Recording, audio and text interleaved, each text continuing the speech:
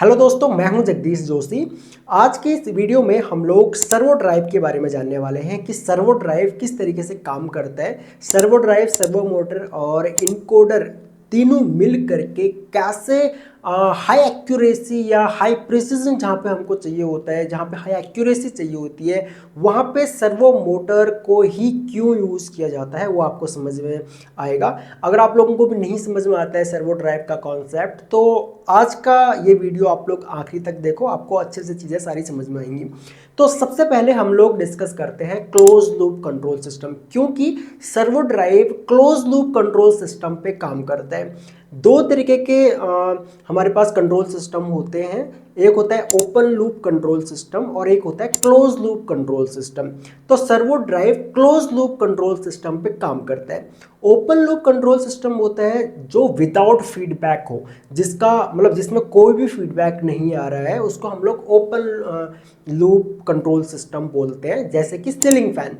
Ceiling fan में क्या है, हमने स्विच ऑन किया, सीलिंग फैन चालू हो जाता है। उसके बाद अगर हमने कोई रेगुलेटर मान के चलो नहीं लगाया हुआ है, या फिर फुल स्पीड पे अगर हम लोग सीलिंग फैन को चला रहे हैं, तो जो उसकी फुल कैपेसिटी होगी, जितने आरपीएम पे उसने चलना होगा वो उतने ही आरपीएम पे चलेगा। कोई फीडबैक सिस्टम नहीं है, उसने कितना एयर डिलीवर किया कोई उसका रिकॉर्ड नहीं होता है। ना सीलिंग फैन को वो पता होता है कि मैंने कितना एयर डिलीवर कर लिया। वो जस्ट एक स्विच ऑन किया एंड वो एयर देना स्टार्ट कर देगा। सेम हमारा कोई एलईडी बल्ब है, मैंने लाइट मतलब स्विच ऑन किया, वो ऑन हो जाएगा। अब वो कितने ल्यूमेंस लाइट दे रहा है उसका कोई रिकॉर्ड नहीं है। पावर के अकॉर्डिंग जितना मैन्युफैक्चरर ने उसमें मान के चलो, मैन्युफैक्चरर ने जो भी उसमें एलईडीज वगैरह जो कुछ भी डाल रखी होंगी और उसके अकॉर्डिंग जितना ल्यूमेंस सेट किया होगा उतना ही ल्यूमेंस लाइट उसने देना है। तो ये ओपन लूप कंट्रोल सिस्टम के कुछ एग्जांपल्स हैं। अगर हम लोग क्लोज लूप कंट्रोल सिस्टम का एक एग्जांपल है, तो सबसे बेस्ट एग्जांपल है इसका एसी। हमारे घरों में एसी लगा हुआ होता है। अब एसी काम कैसे करता है, देखो, जो हमारा इंडोर यूनिट है वहाँ पे हम लोग टेम्परेचर सेट कर देते हैं। मान के चलो मेरे रूम का टेम्परेचर चल रहा है 35 डिग्री सेल्सियस, और मैंने एसी के इंडोर यूनिट में टेम्परेचर सेट कर दिया कि मुझे 24 डिग्री सेल्सियस रूम का टेम्परेचर चाहिए। अब जैसे ही मैं इंडोर यूनिट को बताऊंगा कि भाई मुझे 24 डिग्री सेल्सियस रूम का टेम्परेचर चाहिए, लेकिन एक्चुअल में रूम का टेम्परेचर अभी 35 डिग्री सेल्सियस है, तो एसी का काम करेगा, जो एसी में जो सेंसर लगा हुआ होगा वो सेंसर रूम के टेम्परेचर को पहले सेंस करेगा, उसके बाद वो कंट्रोलर को भेजेगा। एसी में जो पीसीबी लगी होती है, कंट्रोलर को भेजेगा कि भाई रूम का टेम्परेचर अभी 35 डिग्री सेल्सियस है। तो वो उसको देखेगा, कैलकुलेट करेगा कि भाई सेट टेम्परेचर 24 डिग्री है, रूम का टेम्परेचर 35 डिग्री है, तो वो तुरंत कमांड देगा कंप्रेसर को, वो तुरंत कंप्रेसर को ऑन कर देगा। अब कंप्रेसर वो अपनी फुल कैपेसिटी पे ऑन होगा, और वो तब तक ऑन रहेगा जब तक रूम का टेम्परेचर और सेट टेम्परेचर दोनों इक्वल नहीं होते। जैसे ही रूम का टेम्परेचर भी 24 डिग्री सेल्सियस आ जाएगा, तो उसके बाद कंट्रोलर फिर से आपका कंप्रेसर को कमांड देगा कि भाई लो स्पीड पे या फिर लो कैपेसिटी पे चलना स्टार्ट हो जाए। तो कंप्रेसर फिर हमारा लो कैपेसिटी पे चलना स्टार्ट हो जाता है। आजकल इन्वर्टर एसी आ रहे हैं, इसीलिए कंप्रेसर ऑफ नहीं होते हैं। पहले के जो एसी थे उसमें क्या होता था, अभी भी शायद आप लोगों के घरों में लगे हुए हों, वहाँ पे क्या होता था कि एसी सिग्नल देता था कंप्रेसर को, कंप्रेसर ऑफ हो जाता था। जैसे ही रूम का टेम्परेचर 24 से वापस से 25-26 तक आएगा, फिर से कंट्रोलर आपका कंप्रेसर को कमांड देता था और कंप्रेसर फिर से चालू हो जाता था। तो यहाँ पे जो टेम्परेचर सेंसर लगा हुआ है एसी में, जो रूम के टेम्परेचर को सेंस कर रहा है और बता रहा है कंट्रोलर को कि भाई अभी रूम का टेम्परेचर ये है, वो फीडबैक सिस्टम है। वही आपका एसी को बता रहा है रूम का टेम्परेचर क्या है, और उसके अकॉर्डिंग फिर एसी का कंट्रोलर डिसाइड कर रहा है कि कब कंप्रेसर को बंद करना है, कब चालू करना है, या फिर कब हाई कैपेसिटी पे चलाना है और कब लो कैपेसिटी पे चलाना है। तो ये एक क्लोज लूप कंट्रोल सिस्टम है। सेम हमारे केस में यहाँ पे जो हमारा सर्वो ड्राइव है वो भी एक क्लोज लूप कंट्रोल सिस्टम पे काम करता है। हर एक वो सिस्टम जो फीडबैक सिस्टम है, जो फीडबैक दे रहा है कंट्रोलर को और लूप में चल रहा है, वो क्लोज लूप कंट्रोल सिस्टम है। अब हमारे केस में क्या हो रहा है, ये जो मैंने डॉटेड बना रखा है ना, सबसे पहले सेट पॉइंट एंड रेफरेंस है। ये इनपुट आया ड्राइव को, सेट पॉइंट रेफरेंस है, यहाँ पे रेफरेंस पॉइंट मान के चलो 0 से। ये एरर डिटेक्टर है, इसको हम लोग आगे डिस्कस करेंगे जब एरर आएगा। एंड ये हम लोगों का servo drive controller plus power amplifier है। ओके, एंड यहां से उसके बाद पावर जाती है हमारी सर्वो मोटर को, जो मैकेनिकल आउटपुट हमको देता है।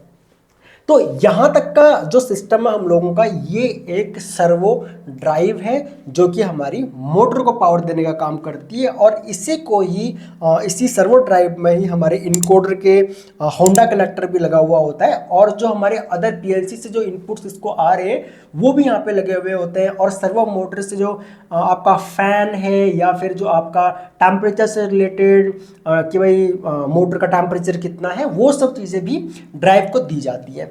अब मैकेनिकल आउटपुट जो है सर्वो मोटर में जो शाफ्ट लगी हुई है, वो जैसी मोटर चलेगी तो मोटर से मैकेनिकल आउटपुट जनरेट होता है, क्योंकि मोटर एक इलेक्ट्रिकल डिवाइस है। जैसे ही उसको पावर दी जाती है तो वो मैकेनिकल एनर्जी में उसको कन्वर्ट कर देती है।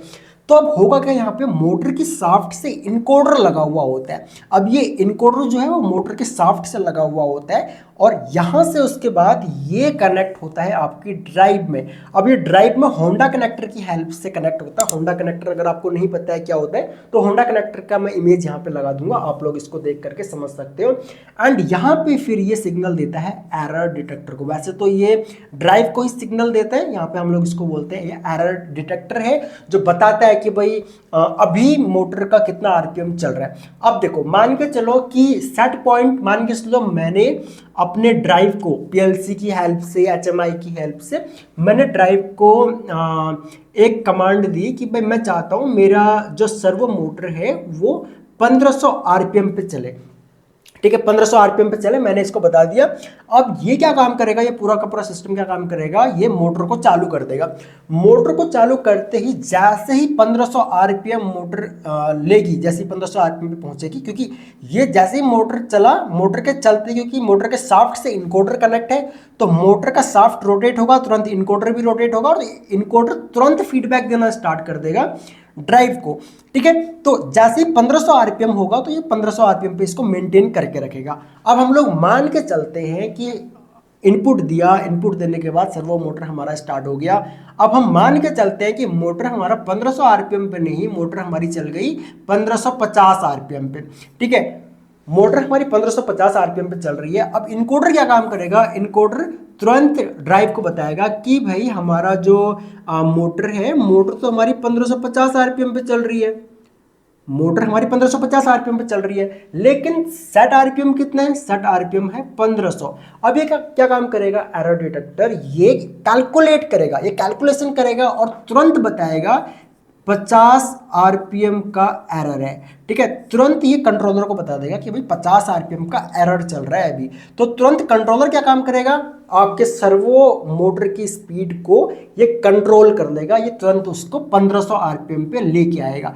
जैसे ही 1500 आरपीएम पे लेके आएगा, ये फिर से फीडबैक देगा एंड एरर डिटेक्टर को बताएगा कि भाई अभी हमारा आरपीएम 1500 आरपीएम चल रहा है। ये उसके बाद कंट्रोलर को बताएगा 1500 आरपीएम, कंट्रोलर फिर वही सेम पावर जो है वो आपका सर्वो मोटर को देगा। और ये जो सिस्टम है ना, जो मैं आपको ये बता रहा हूँ कि ये इस तरीके से काम करता है, ये बहुत फास्ट काम करता है। ठीक है, कंटिन्यू आपकी मोटर का आरपीएम आपके ड्राइव को भेजा जाता है कि इतना आरपीएम चल रहा है, और कोई बिल्कुल भी अगर 1 आरपीएम का भी एरर होगा तो तुरंत एरर डिटेक्टर उसको डिटेक्ट करेगा, कंट्रोलर को भेजेगा, और कंट्रोलर आपकी मोटर को कंट्रोल करेगी। जो आपने सेट पॉइंट, जो आपने आरपीएम डाल दिया अपनी ड्राइव में, वही आरपीएम आपको मोटर की आउटपुट में मिलेगा। जैसे कि एसी में होता है, जो टेम्परेचर हम लोगों ने सेट कर दिया, हमने मान के चलो 24 डिग्री सेल्सियस सेट कर दिया कि मुझे रूम का टेम्परेचर 24 डिग्री सेल्सियस चाहिए, तो आपका एसी रूम के टेम्परेचर को